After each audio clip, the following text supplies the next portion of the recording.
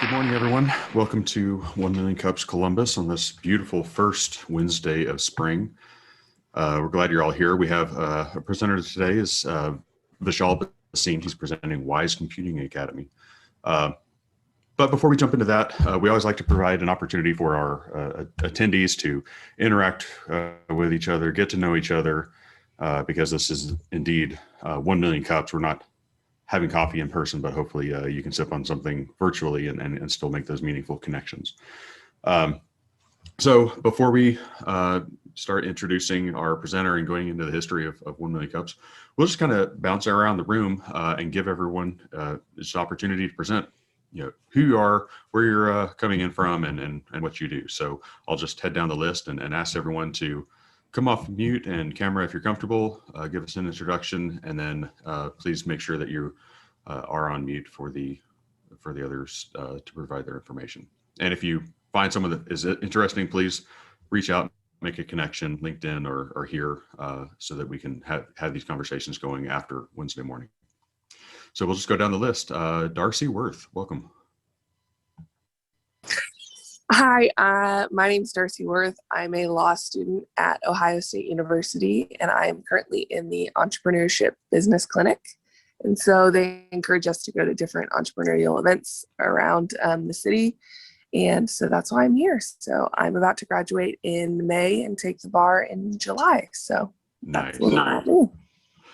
That's awesome. Glad you're here. And I say this every single time, I love what the EBLC does. And if you haven't heard of them, as an entrepreneur, they provide free services to help entrepreneurs form their businesses, make sure their contracts are tight. They have an application process. So if you haven't learned anything about them, reach out to Darcy or look up more online. We'll drop down the list. Jeff Hire Jones. Morning, everyone. Jeff Hire Jones. I own Spark Evolve Consulting. We do classic consulting and fractional chief operating officer work for growing companies that aren't quite ready for someone full-time. That is a sweet spot. Glad you're here this morning. Are you in Columbus? I am. Okay, awesome. All right. Jerry, we talked about this last time, how to pronounce your last name. Lucko? Jerry? Jerry might have stepped away. We'll come back to her. Dropping down the list, Lolo Smith. Hey, everybody. Good morning. I'm Lolo. I am one of the founders of Urban Accelerator X, our urban entrepreneur support organization. And and I'm pretty much a free spirit. So I'm over here planning my getaway and trying to work out at the same time. But I'm really excited to hear the guests that we have today. Awesome. Glad you're here. And thank you for not driving while you're attending. Let's see. Jerry, are you back with us? I'm back. Okay. Yeah, sorry, I had a client call. Are you doing intros? I'm yes. sorry. Yes, sorry. Gotcha. Jerry Luco, and I am the president CEO of a business called Franchise Business Source. So I help people find franchise businesses that they want to own, love, and grow. I work with about 300 different brands at all investment levels and involvement levels, and always love to think about how I can bring some of these into the Columbus area. So that's what I do. Awesome. Good to see you. You too. Thank you. All right. SJ. Reporting for duty, Captain. You're here. Great morning. Name's SJ. It is my name. It's not initials. And I like to share in these sessions that my very first mentor almost 10 years ago said that you should always have multiple ways to earn money in the modern economy. This isn't the industrial age anymore. So I followed his advice, and very high level of 3 of the things I'm involved in. I have an educational business where I fill in the many gaps that exist between the industrial age American classroom, which is still running as if it was the 1890s, and the 2020s gig economy. I also represent the H7 network. I handle the member experience nationwide. We have members in 14 states and Canada. And then last but not least, I am an independent contractor. I'm a consultant business advisor with the Central Ohio Small Business Development Center. And I am asked to help businesses in Delaware and Union counties. Awesome. Good to see you again. All right. I think that is, yep, that's all the intros. All right. So we are 1 Million Cups Columbus. We are a complete organizer-led volunteer organization. We do it because we love it. Our lead organizer, the guy that brought it to Columbus, Steve Flaherty, is on a much-deserved vacation with his wife and 5 children in Disney World. So go, Steve, have fun. But Steve brought it to Columbus in 2018. 1 Million Cups is a program of the Marion Kauffman Foundation in Kansas City. It was started as a way in 2012 for entrepreneurs to connect. It's called 1 Million Cups because the idea is that over 1 million cups of coffee, entrepreneurs will have the opportunity to connect, exchange ideas, build their business, et cetera. So that's the name, that's the concept. It's an opportunity for entrepreneurs to share their stories, meet one another, and provide any kind of experience that they see fit or they're asked to provide. George and I came to Columbus the exact same week in July 2018. We both looked up 1 Million Cups Columbus. We both attended, and we both became organizers at the same time. So we have very awesome cities. I'm not going to steal George's thunder because he loves this little bit of trivia between us. But I'm Mark Doyle. I am the CTO for Honest Jobs. We help people with criminal records find employment fast. And I've been proudly supporting 1 Million Cups Columbus since December 2018. With that, I'll turn it over to George for a little bit about himself. Thanks, Mark. Appreciate it. And thanks for saving me a little bit of that story. I'll just add to it. I mean, it's so crazy the way it went down because we were both looking to see if there was a 1MC in Columbus prior to moving out here, and there wasn't one. Steve had just stood up the Columbus chapter. It just stood up that week or that month that we got here. So it was pretty exciting to think that there was no 1MC and then get here and, oh my gosh, there is one. I am also a past presenter like Mark. I'd presented in Anchorage, Alaska. That's where we had moved from. Mark came from Texas. So there's my little bit of trivia. We both came from the 2 largest states in the country. So that's pretty cool. And yeah, so I was just welcomed into the entrepreneurial community through 1MC. That was like the door, the gateway for our company of 3. We had a team of 3 that we started back in 2015. And I absolutely accredit the Kauffman Foundation as a whole and the 1 Million Cups platform for our success in our business. And ever since then, I've just wanted to pay it forward by becoming an attendee and just being at every event I could to learn about what was going on in the ecosystem, provide whatever insight or commentary I could to the presenter. And the same was true for Mark, and Steve saw that and he said, you know what, my current stock of organizers aren't cutting the mustard now. so there was some transition, and yeah, we got brought on board, and we've been here ever since and loving it every single week. There's nothing I'd rather do. My wife knows, even though this is all voluntary, she respects this time for me as much as if it was a regular 9 to 5. So that's our level of commitment, and we've got some attendees that share that same level of commitment. And I want to give them a chance to chat right now because we've got some favorites here and some new favorites and some folks that are relatively new and we know are going to become favorites and here all the time. And so I'll quit rambling because I'm a little cloudy, but I think we should turn it over to Mark. Yeah, sorry, Mark. Yeah, go ahead. Take the floor, sir. And just in case you didn't hear, George is one of the founders of the UC Bus, where they are helping traditionally unsupported groups, women and people of color, start businesses, brick and mortar businesses, and they've helped quite a few in the year and a half, 2 years, a year and a half that you've been year and a half. So. Thanks, Mark. You'll never let me just humble out. He's like, no, talk about it. Yeah. So we've actually helped 45 businesses now at various levels of their business, starting their business or growth in their business. And we're actually just going to start a campaign. This will be the first time we've advertised since we opened the doors back in January of 2020. And We've got our processes in place. We're really excited. We've got a big platform coming up called Ignite Week that's going to be happening in April, where we're going to just be sharing the availability of resources in the community to the community. And it's going to be exciting. More information to come on that later, though. Awesome.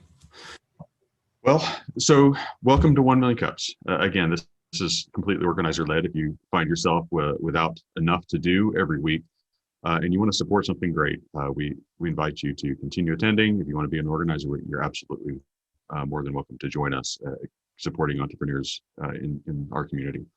Like we said earlier, 1 Million Cups is a nationwide program. There are over 180 chapters nationwide.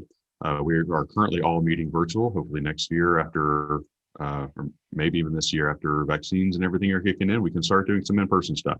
But right now, all the chapters nationwide are doing this virtual every Wednesday morning. And so this little nugget you might want to keep in mind, if you are interested in presenting, you can present at Columbus and you can present to any of the other chapters. Just send your application.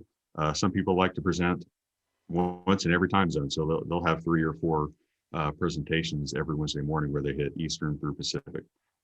So great opportunity to get in as an entrepreneur, especially when you need that early help. Tell your story, tell us why you're doing it, your passion behind it, your expertise, and then we can kind of drill into the business. And if we find opportunities to help you, that's what we're here for. So I'm not going to spend any more time talking about this because I want to jump into Wize Computing Academy. Vishal Bhasin has graced us this morning, I think on a really short notice. And so he stepped up and is here to tell us about what he is building and why he's doing it. So without further ado, let's turn it over to Vishal Bhasin with Wize Computing Academy. Thank you, Mark. I'm going to share my screen real quick and we will get started. So first of all, before I get started here, Mark, I took your advice and I am calling in from Dallas-Fort Worth. So, taking the advantage, turning every problem situation into opportunity. So, I'm here and I'm so glad that 1 Million Cups, I agree with Mark that this is a great platform for entrepreneurs, budding entrepreneurs to just come, even if they're not presenting, to just see what others are doing and just sort of soak in the energy that others exhibit. I love the energy with which SJ introduced himself. I was feeling a little bit sort of better after hearing him. So so that's the real spirit of it. First of all, thank you to the organizer, and for hosting me and Wize Computing Academy. It's an honor and pleasure to be amongst you all. And without further ado, I'm going to get started. So, I'm the co-founder of Wize Computing Academy. Our mission here is to inspire young learners to be the leaders of tomorrow. I like to start off with the challenges because this platform and the audience, you're either entrepreneur, just like George and Mark mentioned, you are you're helping entrepreneurs out to establish themselves. So, you deal with various challenges, and the platform of 1 Million Cups suggests that, the presenter, comes out and presents the exact challenges they have. So, challenges for us is really, these are challenges and these are our focus areas because they are the challenges for us. So scaling the business, we are a franchisor. I'm going to talk more about that. And really the idea is to, how do we find more like-minded people, right partners? I know Jerry is in the audience as well, and perhaps she can, help us out or shed some light there too. And really to bring into our Wize Computing Academy franchise family. The second thing is brand recognition. We have a decent brand presence here in Dallas-Fort Worth, but we're not recognized so much outside. So, how do we compete with larger companies with deeper pockets, with limited marketing budget, and still, have the opportunity to spread information about brand and solidify our brand in the marketplace. And last but not the least is just generic awareness about the STEM field. And I'm going to talk a little bit about that in my next slide as well. So the future is here. The question is, are we and our children ready? STEM, which stands for science, technology, engineering, and math, related job grew at 3 times the rate of non-STEM jobs in the last decade.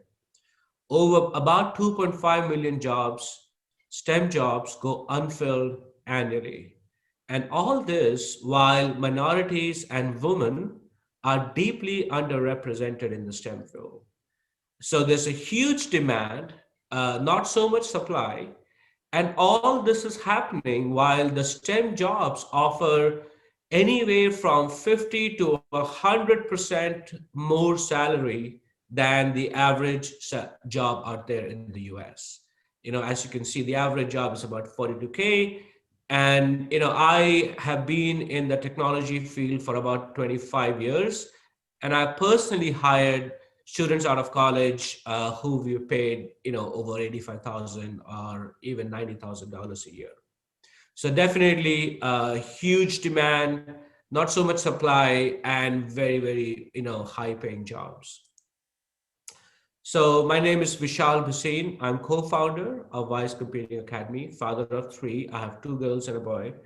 And at Wize, our goal is to educate and prepare children to reach their full potential and achieve great things, bigger than anything we've imagined. I'm sure you all have kids. If they're grown up, or if you don't, I'm sure you have nieces and nephews who can show you how to use your own cell phone or tablet better than you use it yourself. So what we are developing are great users of technology. But if you ask them, if they know how to create the apps they use or the websites they use, or the videos they watch, how do you create that? I'm very certain that you would see a blank face because they've never been asked to create anything, right? They're so good at using it. Very few of them actually create anything at all. So what we want to turn it around and enable them to be creators and not just the users of technology. And how do we do that, right? So, we come from a tech background into education.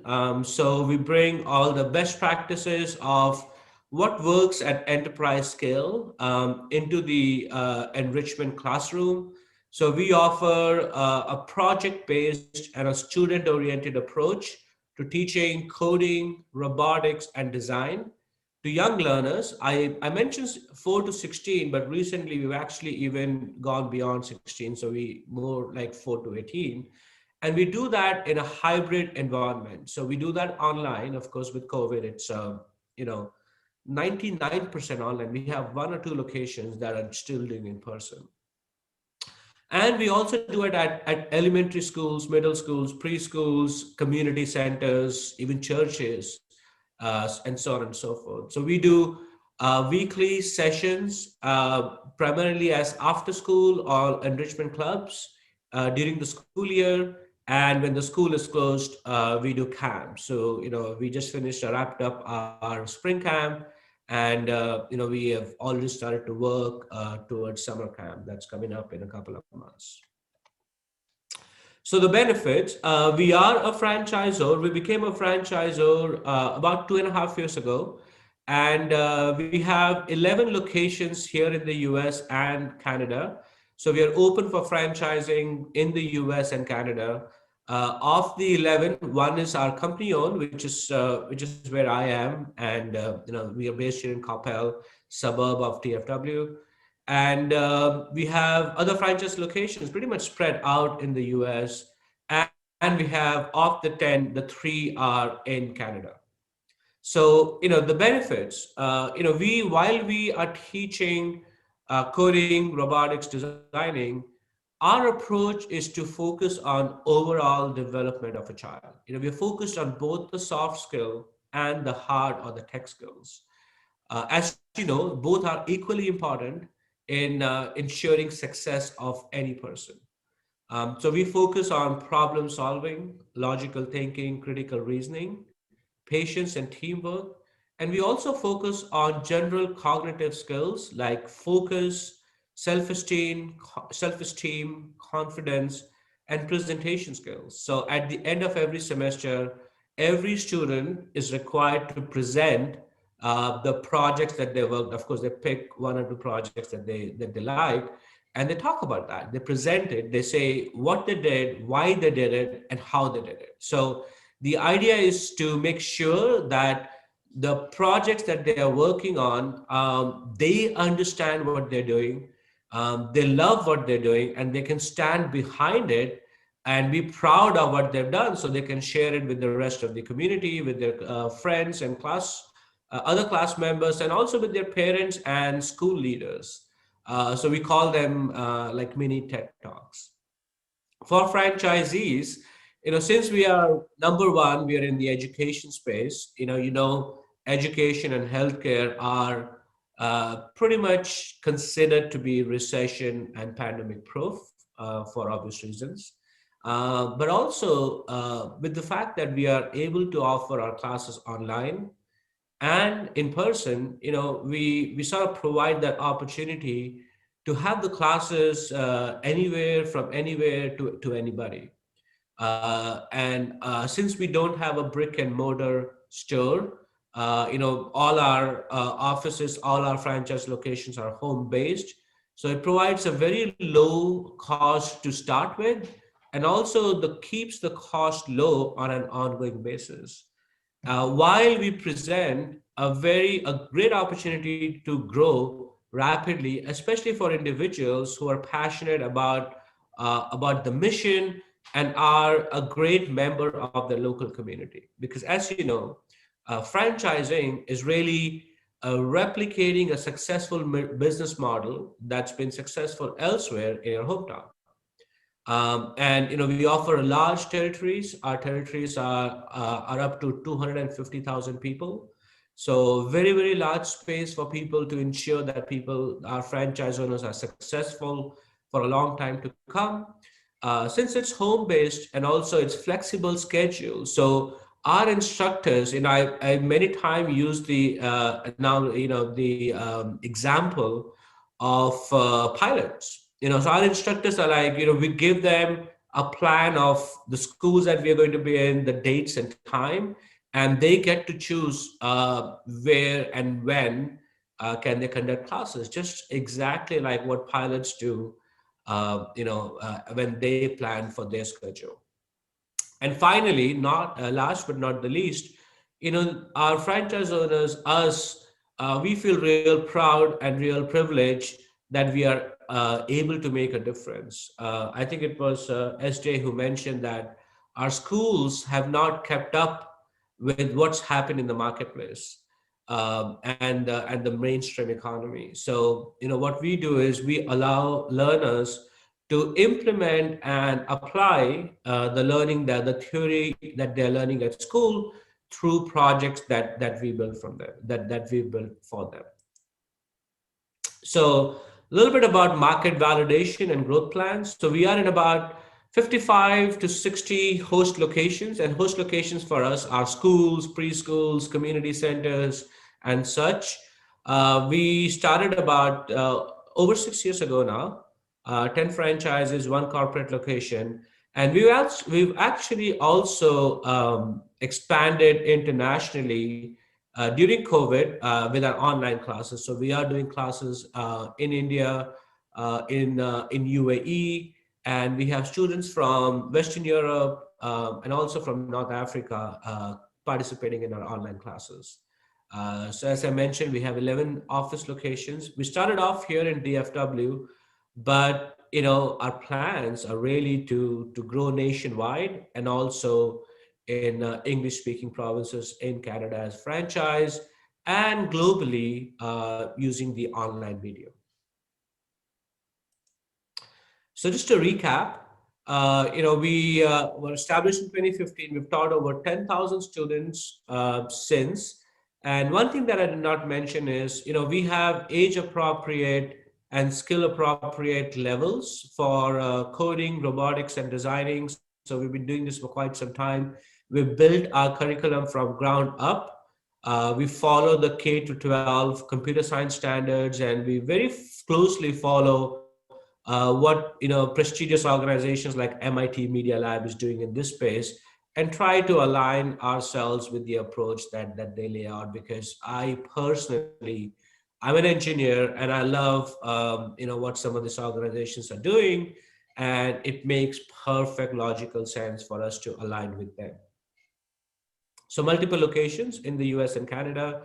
And we also take our students to various high level, very prestigious coding and robotics competitions, like the first Lego League. And our students win, regularly.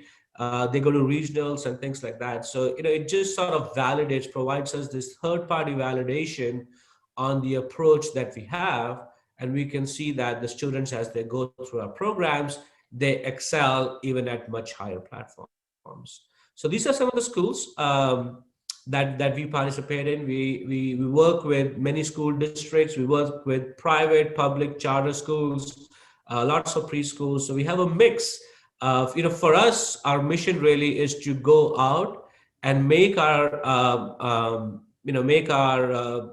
programs available to as many students as we can. Another thing that we do quite a bit of is to partner with nonprofit organizations like Girls Inc., like Boys and Girls Club, like Girl Scouts and Boy Scouts, to also bring our programs to them at a lower cost. And our plan is to continue to do that. We recently did our spring camp at the Dallas Public Library, which was actually sponsored by Atmos Energy, a big energy company. So, our approach is to sort of go direct to schools and also to parents, but also partner with nonprofit organizations to bring our programs to even more learners.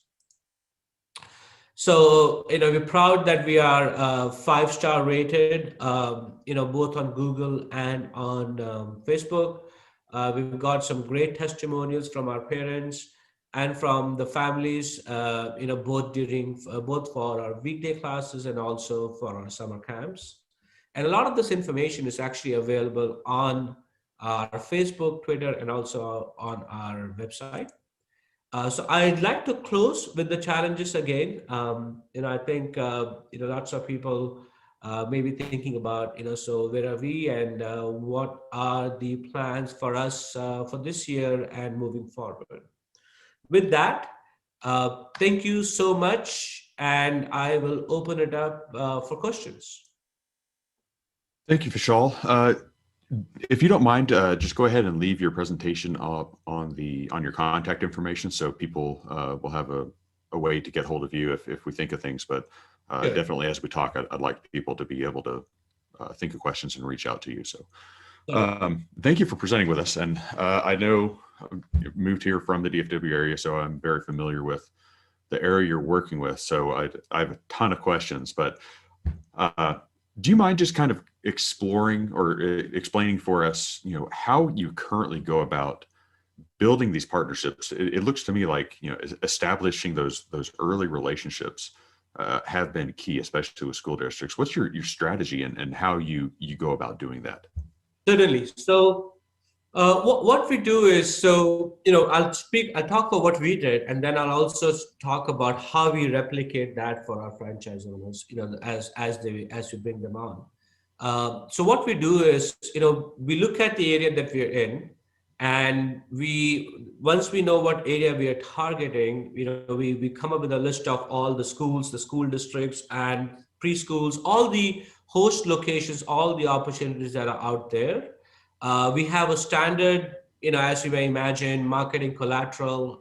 We have email templates. We sort of, as part of our training, we also train people on how to approach schools, what to say, what not to say, when to approach it, when to even send the email, what day of the week, and things like that. And the idea is to, one, reach out to them directly. Two, also start to become, if we are not already, become part of a larger community, right? Go through local chamber of commerces, advertise, volunteer at schools, at libraries, also advertise with them, get better, more involved in PTA organizations. And really the idea is to sort of showcase to the community that we are here for the long term and we believe in the betterment of the community that we are in, right? And of course, the way we sort of approach the schools directly is we'll first understand because all schools and all school districts are different. Even within a given city, there is so much difference. Many schools, a principal may have a larger leeway in what he or she wants to do. In other schools, it is the school district that decides. So once we understand how that works, then so that with that we can go and tailor, who we approach and how we approach. But typically we'd approach the school leaders, we'd approach the school district leaders, especially for private school, we'll approach the school leaders directly, with our standard format that we have, and also engage, generally speaking, in the community. We're big in volunteering. We offer a lot of free workshops, free online sessions as well, just to showcase, to show people how we can add value. And, if they like, they can continue on. And if they don't, they can always come back at a later point. And we replicate the same approach with our franchise owners as well. So you are, with school districts, are you actually building curriculum, or are you working with, as an extracurricular? And what are the challenges that you see with whatever approach you're taking? Right. So we are in the enrichment education space. So we are primarily in enrichment and after school. Okay. So we are not necessarily building curriculum for math, science. But what we do is we follow the K-12 CSTA computer science standard. So we are, following a national level standard. And so we build our own curriculum from ground up. We've always done that because many times, what we really wanted to do was we wanted it to be project-based, and with the premise of the learners should really be having fun. They shouldn't really realize that we are here to teach them. They should be doing projects, and as they do projects, they're learning new skills and new topics. So we do curriculum development for what we teach, but we are in enrichment and after-school space for the most part. Okay. And so just a reminder to everyone, if you want to ask a question, please raise your hand virtually or put something in chat so we can get this conversation going. But I'll keep asking some prodding questions just because I'm very curious about this. So it looks like with some of the school districts, Coppell, Louisville, you've got very fast growing, forward thinking school districts. Yes, you're right about that. Absolutely. What's your white whale, like Dallas ISD? Like, do you want to get that, or is that too much of a headache? Oh no, actually, so the way we initially approached this, Marcus, we just go out to every school district that we could, but we also have to be careful about, if we do get schools, we should have instructors who are, after COVID, of course, who can go travel to those schools and do after school sessions there. So we have to be mindful of that. The reason we mentioned the schools that we mentioned, they are because they are in the territories of our franchise owners and us. We are in Coppell, so we go to Coppell ISD and Louisville ISD. But in Dallas, we actually started to work with Dallas ISD much more closely in the last 4 to 5 months. We're actually hiring students. That's another thing we do. We hire high school students as interns and for summer camps and things like that. So that also brings a lot of credibility, that we provide, that we have with the school districts too. But Dallas ISD is huge, as you know, and I think what we want to do is we want to sort of make inroads, also make sure that we don't sign up for something that would be very extremely hard or impossible for us to execute on, because Dallas schools are everywhere. We have to make sure that we can send our instructors there on a regular basis. So we're mindful of that, but as far as we are concerned, we want to partner with as many schools as we can, as long as we can support that. Yeah, totally get it. That's awesome. All right, George, you have a question. Yeah, actually, I've got three now in the it. time since I've typed that first one. But I don't want to monopolize the time, so I'll just ask two, and I'll save the other one for later. Sure. So the first question is, typically we have presenters that are in businesses 5 years or younger, but yours is right on the cusp. And last year was a trip, and I know from our previous conversation that you've actually done some in-person 1MCs. And so all that being said, I think this is still very within the scope of how we try to keep things with the platform, with our core, as they tell us from headquarters. So I'm curious to hear about, COVID. What did that look like? How was the company looking leading up to it? And then did it have any impact, and if so, what kind of impact did it have on the program, on the platform, on the growth? And actually, I'll save the other two, and I'll just leave it at that one for now, because that one can be kind of heavy. Yeah, no, that's a great question. And there's a little bit of a story behind it. So, around this time, so spring break is when COVID really hit us last year, right? So we were actually in Aspen, Colorado, as a family skiing. That's our week off with kids, so we can go there and sort of spend some time together. And while we were there was COVID was, people were talking about it even at the ski slopes. So it became, and we were of course watching, TV and just keeping up with the news, because it was certainly something that was going to hit.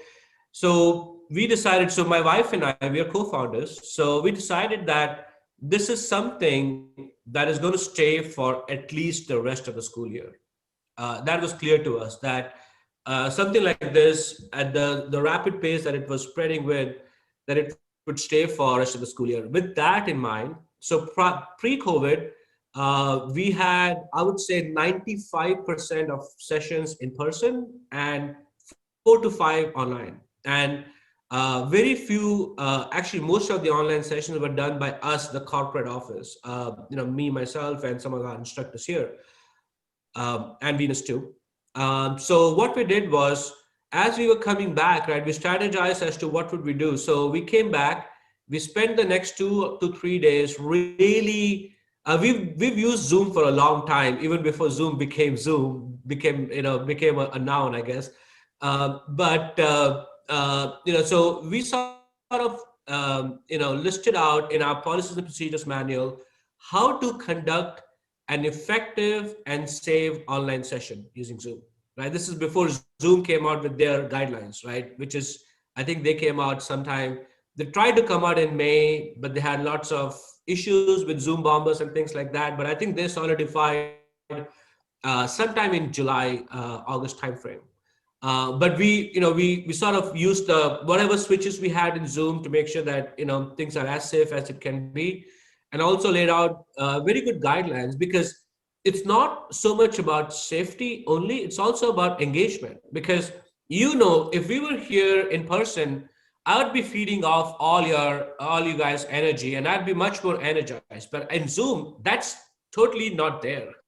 It's non-existent, right? You really have the educator or the instructor have to exhibit that energy that the students can sort of feed off on. So those things were also just as important. So we did the documentation, we use a flip learning approach. So every documentation is backed up by videos, with PDF files, with pictures and things like that. So we did a bunch of that, and we did internal training. So the rest of the March was spent doing that. And then slowly, actually, so some of our franchise owners were faster than the others in flipping the switch. And our goal was to keep the cancellations below 5%. Because we had, students signed up for in-person classes, right? So what we did was, we proactively, while we were doing the training, we proactively reached out to all our families and said, guys, nothing has changed. The only thing that we're going to do is we will move all our sessions from in-person to online. And this is how we're going to do online classes. So our goal was less than 5% of cancellation across the board. And happy to say, of course, retrospect is, much easier said than done, but I think we kept it below 1% for ourselves, and for larger franchise organization, it was very much in the below 5% range, which, if you think about it, is in itself is a great achievement. I think 5% was a long, hairy, audacious, big, hairy, audacious goal, but we sort of were fortunate enough to look at the issue, to be proactive about it, to address it primarily by communication, by over communication, by anticipation, and by just being compassionate with parents that, even when they got on, right, many times people did not know what they were doing, because at one time they're looking at their screen for working, and here they're looking at their child's screen because they want to help them. So really sort of, taking our time to establish that cadence on what the online class looks like.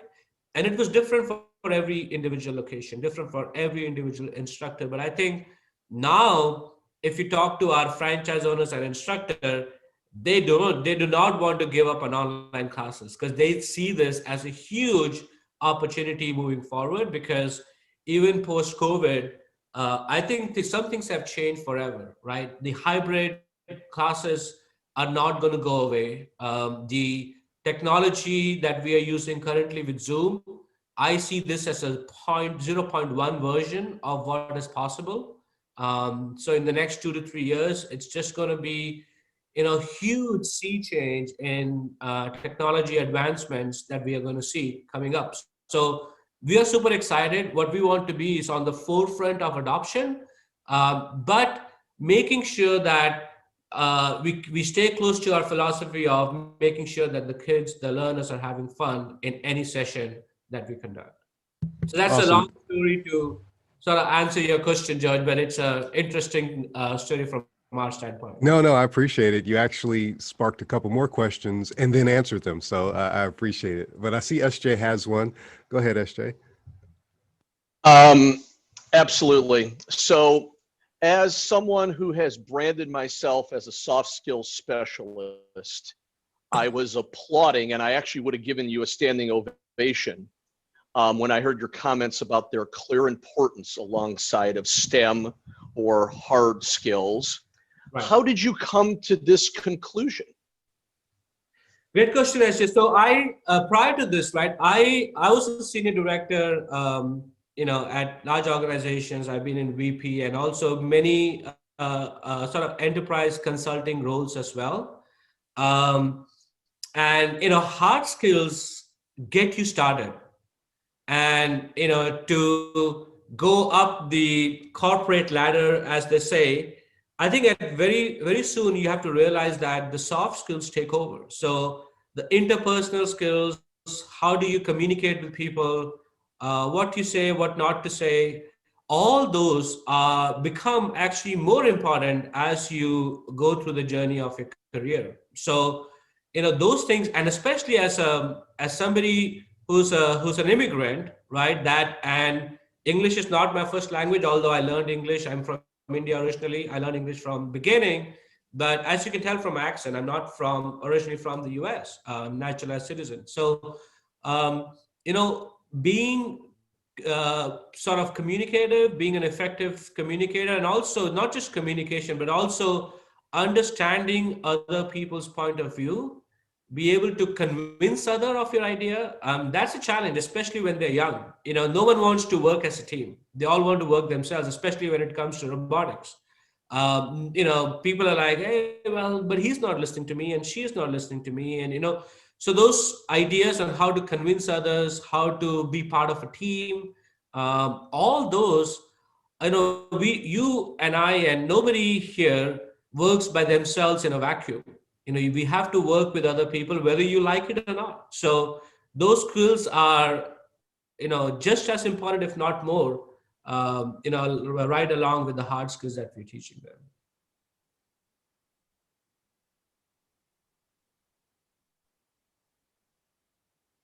Awesome.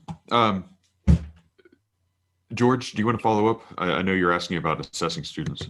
Yes, yes, thank you. So, this is coming from a parent's perspective, and we've been actively trying to find things to get them engaged with.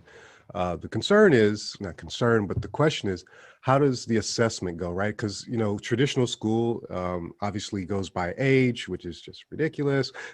And I'm just curious, how do you guys determine, you mentioned earlier on, you make sure that it's skill based, it's skill appropriate. How do you, is there like an assessment, what's this, not necessarily the secret sauce, but could you talk a little bit to that?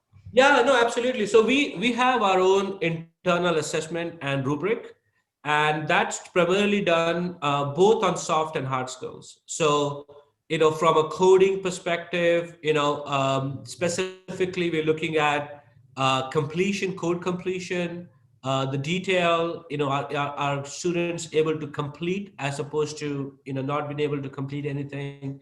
How easy it is to understand their code, things like that. Same for robotics. We actually have documented a lot of what we do and our approach on our website. It's our approach is the webpage. We're looking at both soft and hard skill using the rubric that we have. And at the end of semester, what we do is we do this evaluation.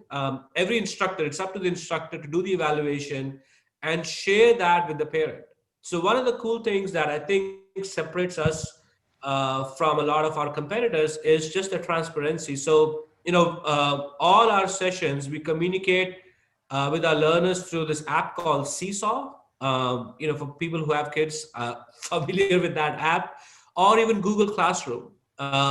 The cool thing about Seesaw that Google Classroom is just about getting implemented in is Seesaw, the families can also engage in that communication. So you as a parent can see what the assignments are, the videos, the pictures, what the students are submitting. You can see as a parent, it's all secure because it's only a communication between the parents, the students, and the instructor.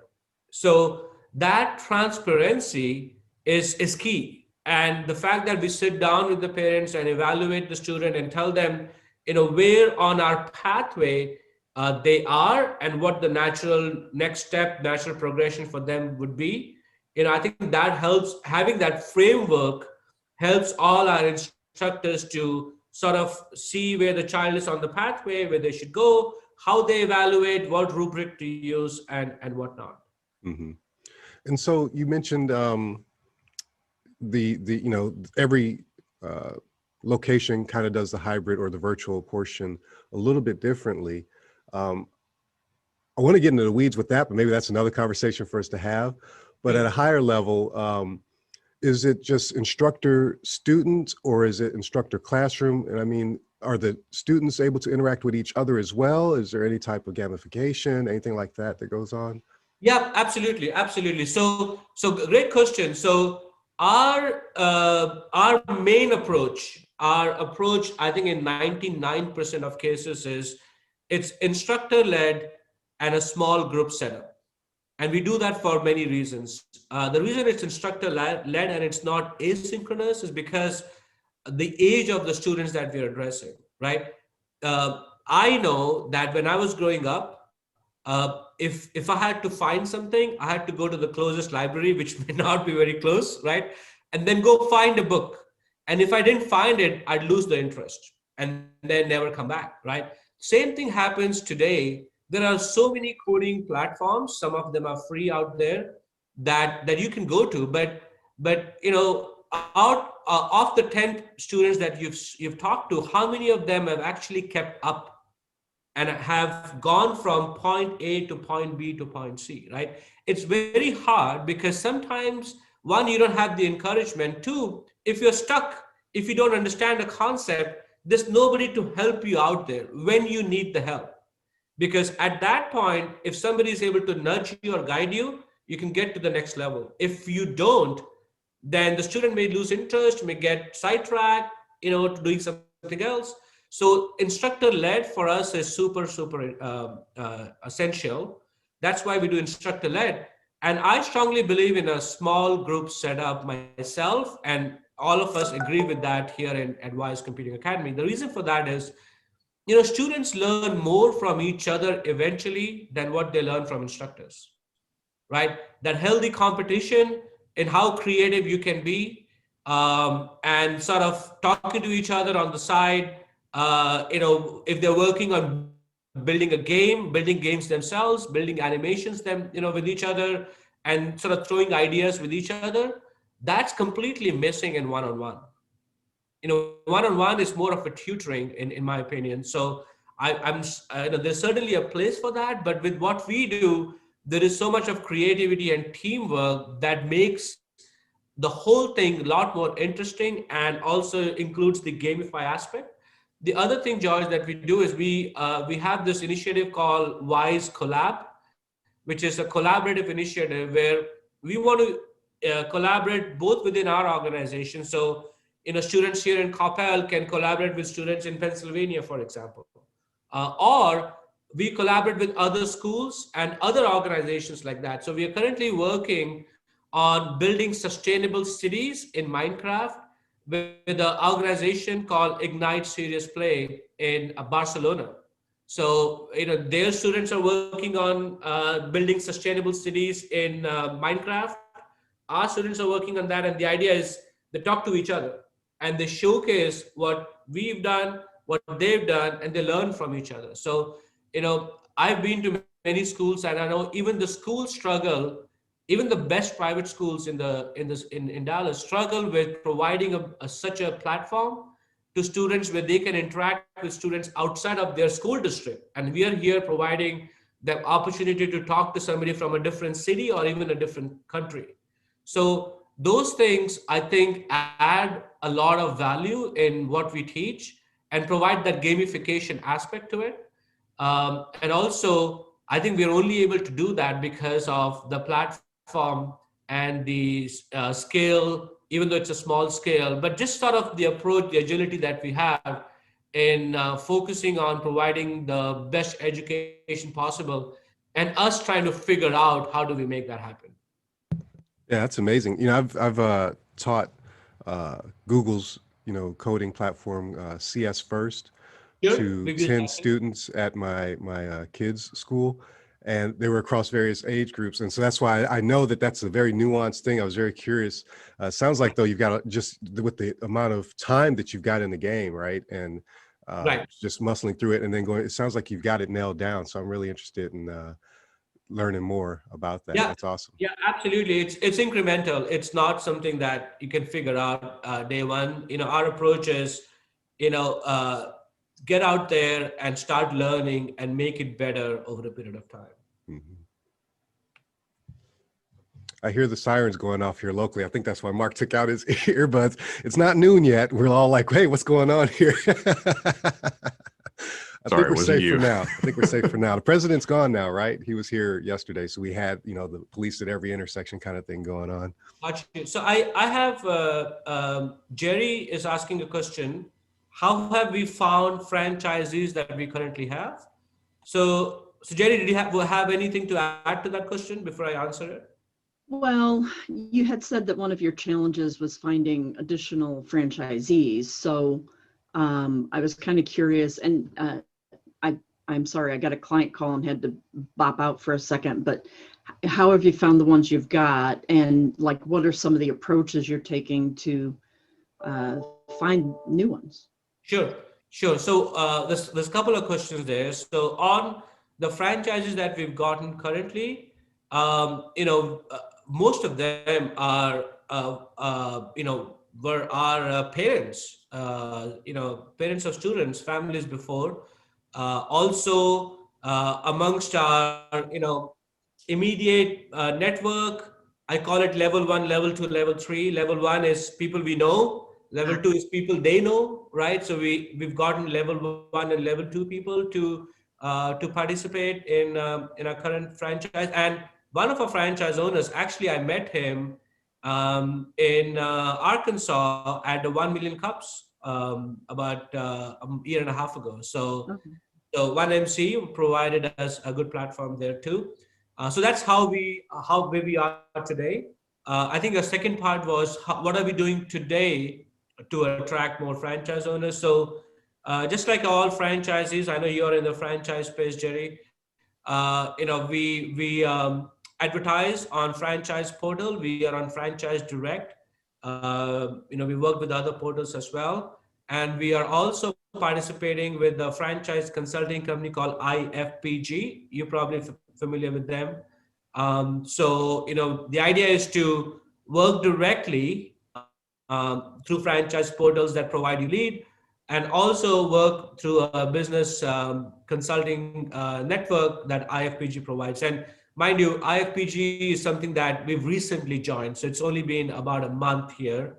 So that's recent. We're yet to see what that brings us, but we're optimistic about that. And so generally, the portals, the IFPG network, and then we try and keep up with franchise companies out there, Entrepreneur Magazine out there. We try and keep our information in the best possible light, keep it current. So we were recognized as a top franchise to own by Franchise Connect.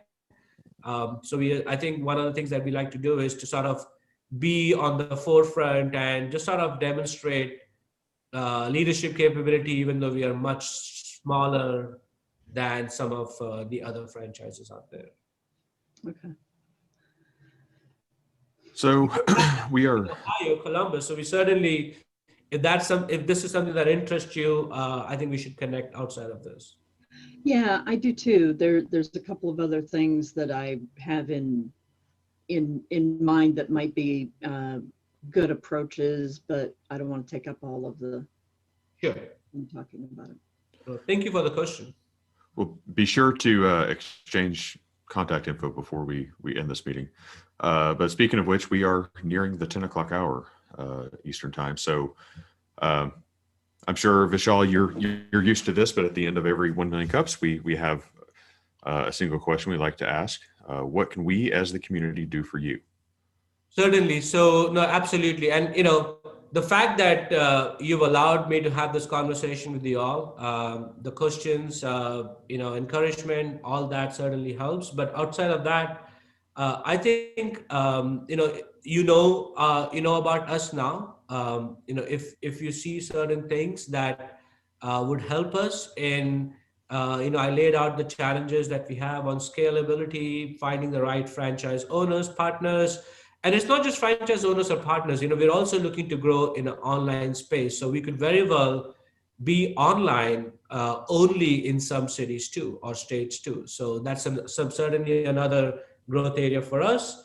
And if there are people that you think that we can partner with to strengthen our position, please do send them our way. And if anything comes out to you, even after this discussion, please reach out. I'm all ears.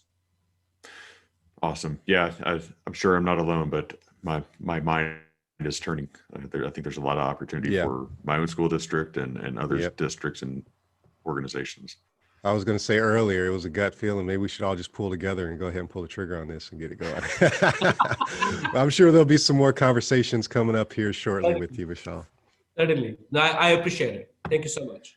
Well, thank you for your time, and everyone, thank you for joining us this morning. It has been a very lively conversation. I'm glad we were all able to participate. Vishal, thank you for being such an excellent presenter this morning and telling your story and what you're doing. I think we all see what you're up against, but also see how critical it is, to fostering education and building the future for our kids. So thank you for being here this morning.